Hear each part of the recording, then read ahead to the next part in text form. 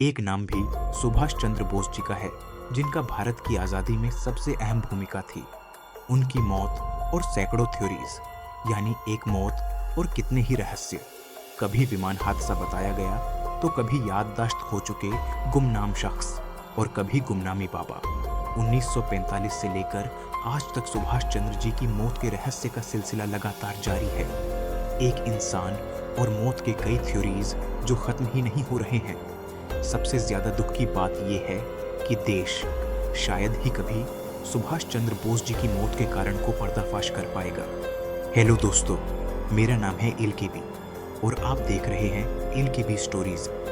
तो आइए जानते हैं कि भारत के वीर सपूत सुभाष चंद्र बोस जी की रहस्यमयी मौत की गुत्थी, जो भारत से लेकर जापान तक और विमान हादसे से लेकर फैजाबाद तक है।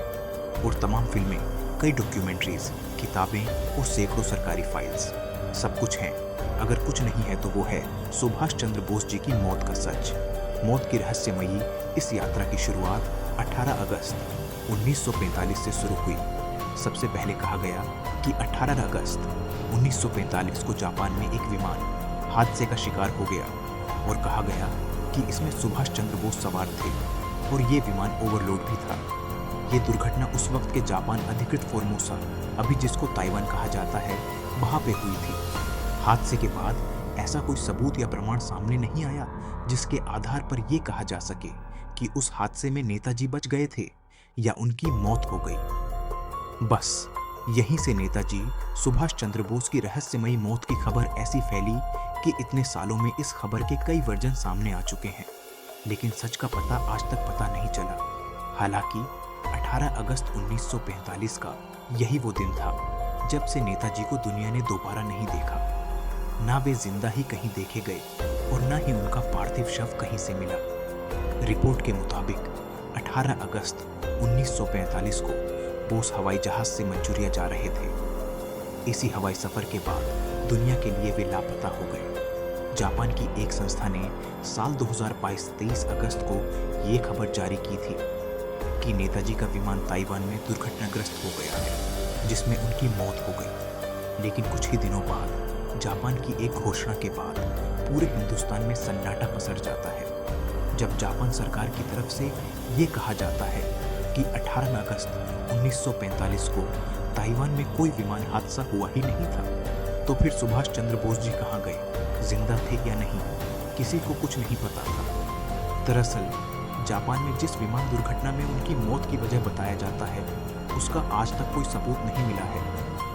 भारत सरकार ने सुभाष चंद्र बोस जी की मौत के बारे में पता लगाने के लिए 1999 में मनोज कुमार मुखर्जी के नेतृत्व में एक कमीशन टीम बनाया था। इस कमीशन टीम को ताइवान सरकार ने बताया था कि 1945 में ताइवान की धरती पर कोई हवाई जहाज दुर्घटनाग्रस्त हुआ ही नहीं था। प्रधानमंत्री नरेंद्र मोदी जी ने 23 जनवरी 2015 को नई दिल्ली स्थित नेशनल आर्काइव्स में नेताजी सुभाष चंद्र बोस से जुड़ी 100 फाइलें को पब्लिक की थी। प्रधानमंत्री जी ने इन फाइलों का डिजिटल वर्जन जारी किया था। इससे पहले नवंबर 2014 में नरेंद्र मोदी जी की सरकार ने नेताजी सुभाष चंद्र बोस जी का रहस्यमय तरीके से लापता होना और इससे संबंधित मामलों में करीब 39 सीक्रेट फाइलों को पब्लिक करने से इनकार कर दिया था। सवाल उठता है कि क्या सरकार को पता है नेताजी की मौत का रहस्य? अगर नहीं तो फिर 39 गोपनीय फाइल्स को पब्लिक करने से सरकार इनकार क्यों कर रही है?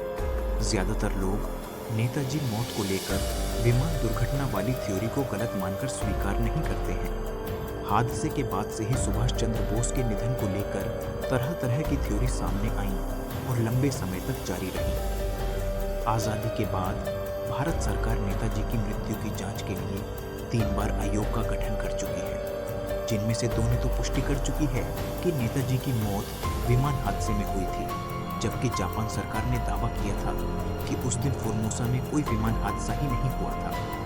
एक दूसरी थ्योरी ये है कि नेताजी को कई लोग गुमनामी बाबा मानते हैं। मानना है कि नेताजी गुमनामी बाबा बनकर फैजाबाद में लंबे समय तक रहे। 1985 में जब गुमनामी बाबा का निधन हुआ तो उनके सामान को देखकर सब दंग रह गए। गुमनामी बाबा फर्राटेदार अंग्रेजी, बांग्ला और जर्मन बोलते थे। उनके पास महंगी सिगरेट, शराब, अखबार, पत्रिकाएं आदि थीं। उनके सामान से नेताजी की निजी तस्वीरें भी मिलीं, जिससे ये अनुमान लगाए गए कि वही नेताजी थे। और रोलेक्स की घड़ी, आज़ाद हिंद फौज की यूनिफॉर्म, 1974 में आनंद बाजार पत्रिका में छपी 24 किस्तों वाली विमान दुर्घटना की कहानी, शाहनवाज और खोसला आयोग की रिपोर्ट आदि मिले थे। ये भी कहा जाता है कि गुमनामी बाबा का अंतिम संस्कार उसी जगह किया गया जहां भगवान श्री राम ने जल समाधि ली थी।